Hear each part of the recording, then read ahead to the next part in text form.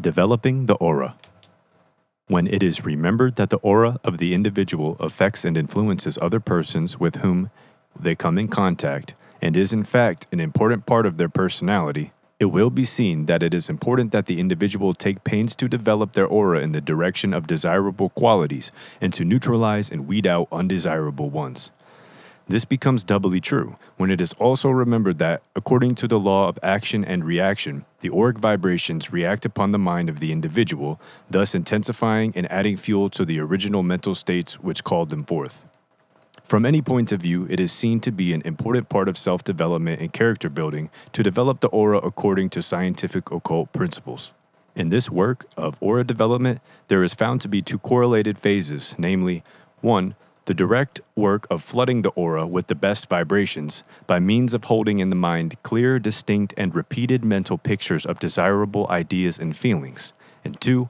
The added effect of mental images of the colors corresponding to the ideas and feelings which are deemed desirable and worthy of development.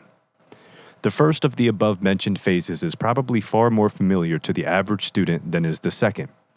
This from the fact that the average student is apt to be more or less familiar with the teachings of the numerous schools or cults which agree in the axiom that holding the thought tends to develop the mind of the individual along the particular lines of such thought.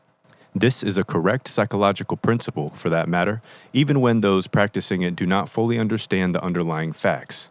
Mental faculties, like physical muscles, tend to develop by exercise and use, and any faculty may be developed and cultivated in this way. Another teaching of these same schools is that the character of the thoughts so held by the individual affects other persons with whom he comes in contact, and, in a way, attracts to the individual objective things, persons, and circumstances in harmony with such thoughts. This also is in accordance with the best occult teaching, from which, of course, it was originally derived. I heartily endorse the facts of these teachings and pronounce them fundamentally correct.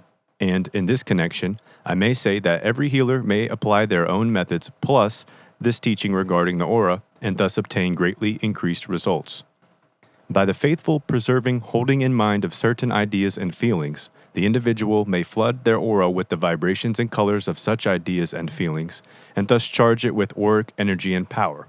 By doing so, the individual gains the benefit of the reaction upon their own mind and also secures the advantage of the effect thereof upon the other persons with whom the individual comes in contact. In this way, the individual not only builds up his character along desirable lines, but at the same time develops a strong, positive, attractive personality which affects others with whom the individual comes in contact. I do not consider it necessary to go into details here regarding this phase of holding the thought, for as I have said, the average student is already familiar with the rules regarding the same.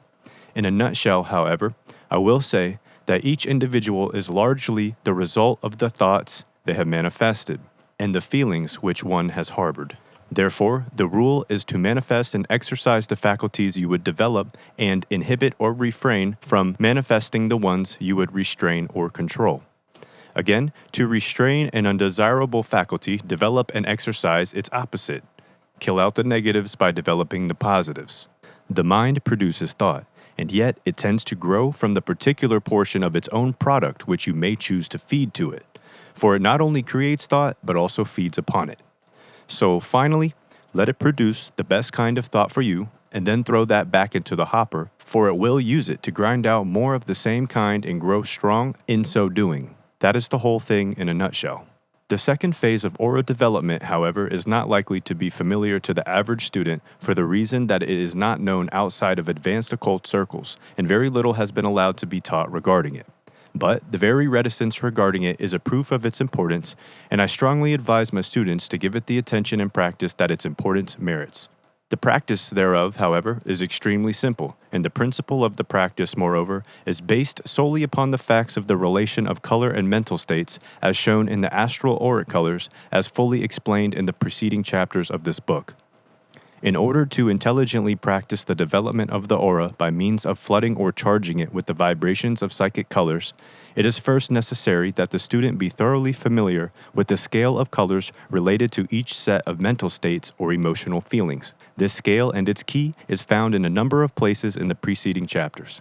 The student should turn back the pages of the book and reread carefully and restudy every word which has been said about the relation of mental states and auric colors. One should know the mental correspondence of the shades of red, yellow, and blue so thoroughly that the thought of one will bring the idea of the other. The individual should be able to think of the corresponding group of colors the moment one thinks of any particular mental state.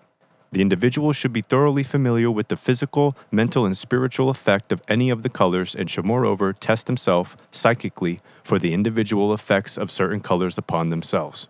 The student should enter into this study with interest and earnestness, and then, by keeping their eyes and ears open, one will perceive the interesting facts concerning the subject on every side in their daily work and life.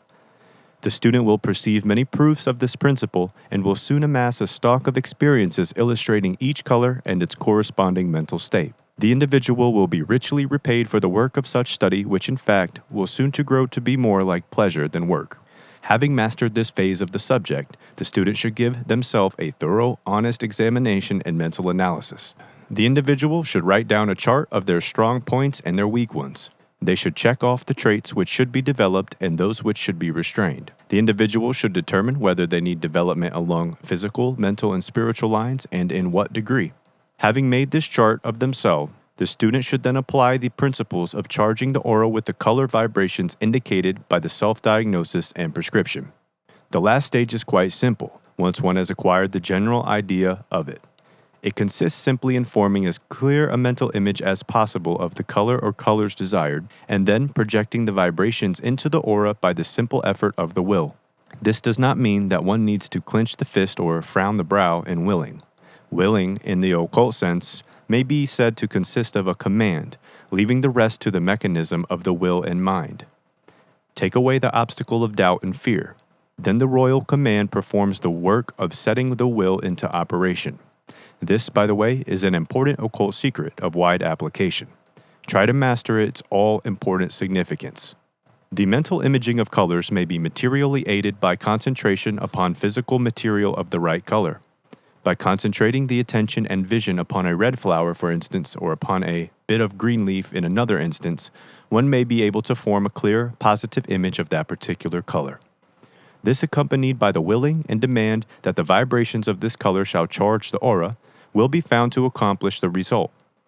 Have something around you showing the desirable colors, and your attention will almost instinctively take up the impression thereof, even though you may be thinking of or doing something else.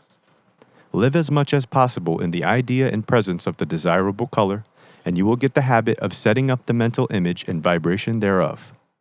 A little practice and experience will soon give you the idea and enable you to get the best results.